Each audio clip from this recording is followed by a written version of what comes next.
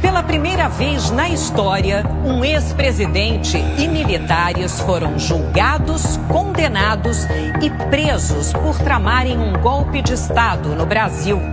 Um desfecho que se deu em meio a chantagens e ameaças. 22 de novembro de 2025. Jair Bolsonaro é preso pela Polícia Federal. O ministro do STF, Alexandre de Moraes, determinou a prisão preventiva depois que a Polícia Federal apontou o risco de fuga e porque Bolsonaro tentou violar a tornozeleira eletrônica. Você usou alguma coisa para queimar isso aqui? Não tinha ferro quente aí. Ferro quente? Curiosidade. Que ferro foi? Ferro de passar? Não, ferro de folga. 3 dias depois, Jair Bolsonaro começa a cumprir pena por golpe de Estado. Pela primeira vez na história, militares são presos por golpe. Almirante Almir Damier, General Paulo Sérgio Nogueira General Augusto Heleno e o ex-candidato a vice-presidente de Bolsonaro, General Walter Braga Neto. Por 4-1, a primeira turma do STF considerou que uma organização criminosa agiu para manter o ex-presidente Jair Bolsonaro no poder após a derrota em 2022. a ação penal para esse julgamento histórico começou meses antes. Procuradoria-Geral da República acaba de oferecer ao Supremo Tribunal Federal denúncia contra o ex-presidente Jair Bolsonaro e mais 33 pessoas. 26 de março de 2025. Os 8 acusados do núcleo crucial viram réus. Numa chantagem inédita na história das democracias ocidentais, Donald Trump quer que seja encerrada a ação penal contra Jair Bolsonaro por tentativa de golpe de Estado. Donald Trump afirmou que o ex-presidente Jair Bolsonaro é alvo de uma caça às bruxas. Devido, em parte, aos ataques insidiosos do Brasil às eleições livres e aos direitos fundamentais de liberdade de expressão dos americanos, cobraremos do Brasil uma tarifa de 50% sobre todos e quaisquer produtos brasileiros enviados aos Estados Unidos. A alegação dele de que o comércio com o Brasil seria injusto para os Estados Unidos simplesmente não é verdade.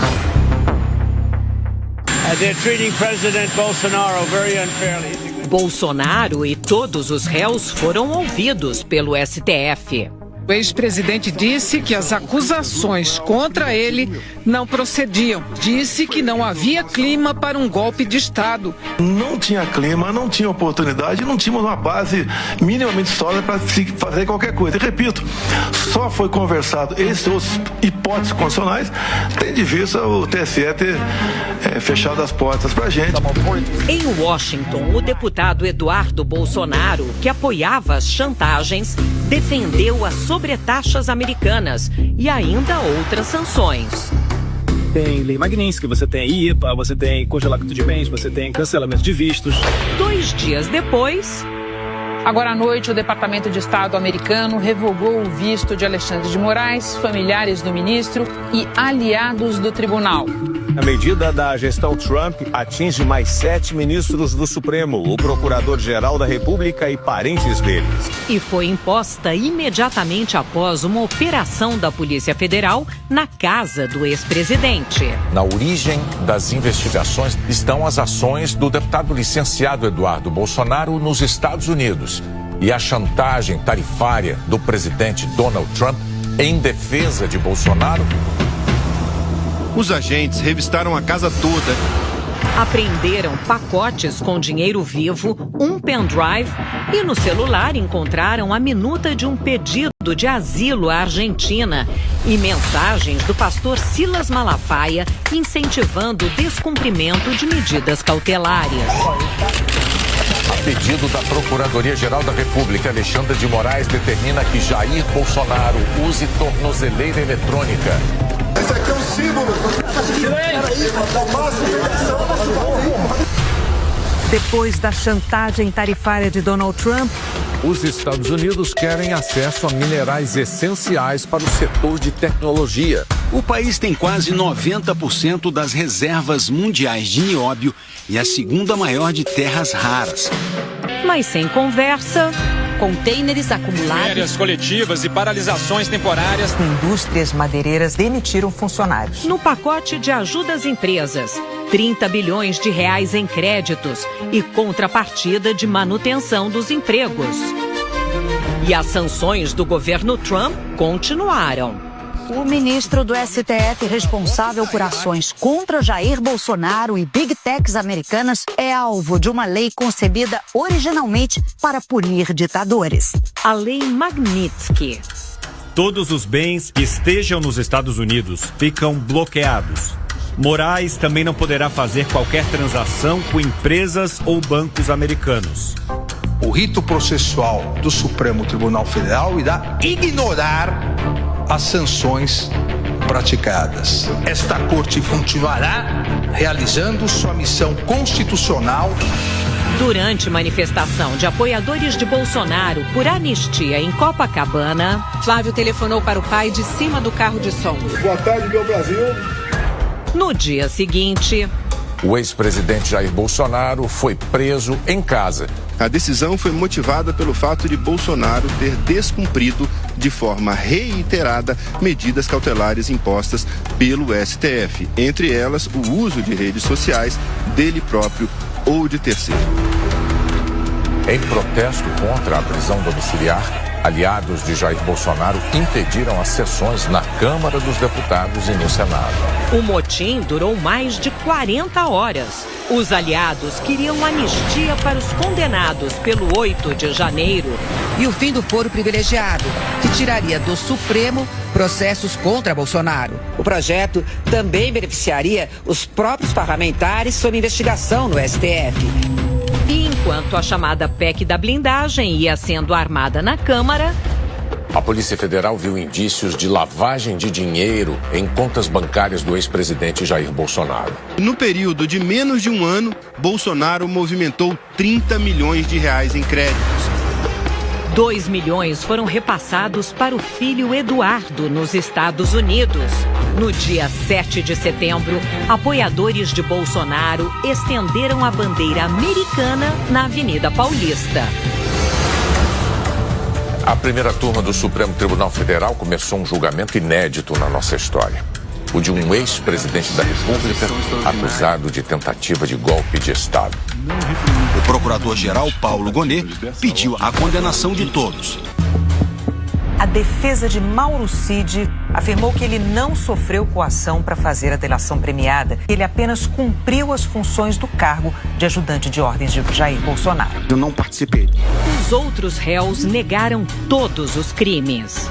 Os advogados defendiam que o julgamento fosse na Justiça de primeira instância ou no plenário do STF e não na primeira turma do Supremo onde aconteceu.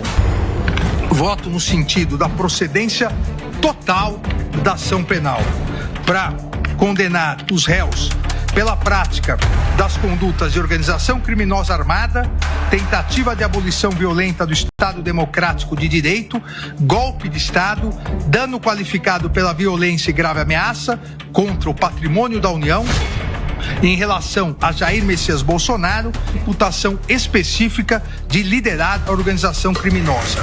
Flávio Dino, Carmen Lúcia e Cristiano Zanin acompanharam o relator no voto pela condenação dos 8 réus, menos Luiz Fux.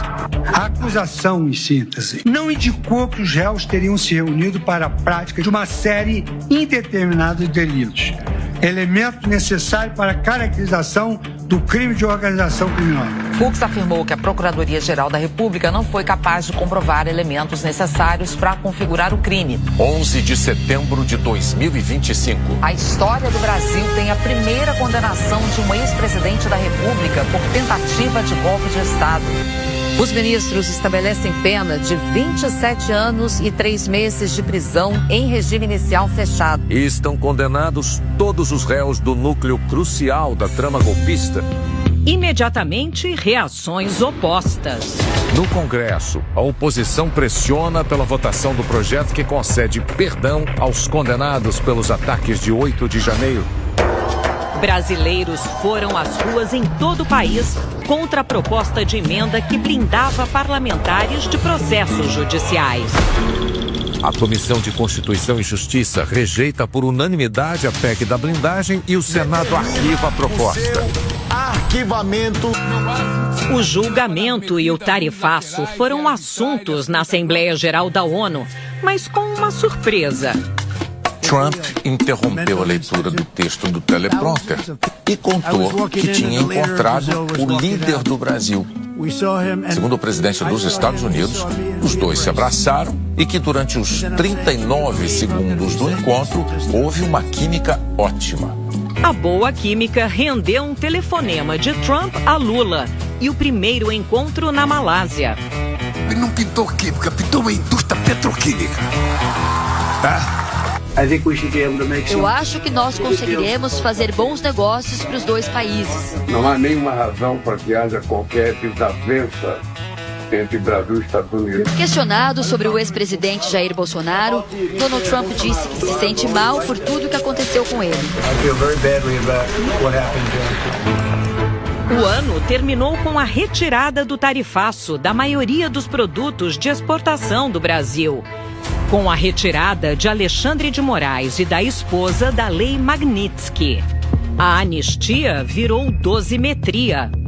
A redução de penas dos condenados pela tentativa de golpe e pelos atos do 8 de janeiro está aprovada pelas duas casas do Congresso. O texto estabelece que o crime de golpe de Estado, que tem pena maior de 4 a 12 anos de prisão, deve absorver o de abolição violenta do Estado Democrático de Direito. Também reduz o tempo em regime fechado. Passaria de pelo menos 1/4 da pena nesse regime para 1/6. Ao chegar na minha mesa, eu vetarei. Esse projeto pode beneficiar mais de 280 condenados, entre eles o ex-presidente Jair Bolsonaro. A Câmara caça os mandatos de Eduardo Bolsonaro e Alexandre Ramagem. Contra Eduardo Bolsonaro pesou o acúmulo de faltas. Desde fevereiro, ele mora nos Estados Unidos. O Supremo formou maioria para torná-lo réu por tentar coagir o tribunal durante o julgamento do pai. O caso de Alexandre Ramagem foi diferente. O STF determinou a cassação do mandato ao condená-lo pela trama golpista. Ramagem também está nos Estados Unidos e é considerado foragido.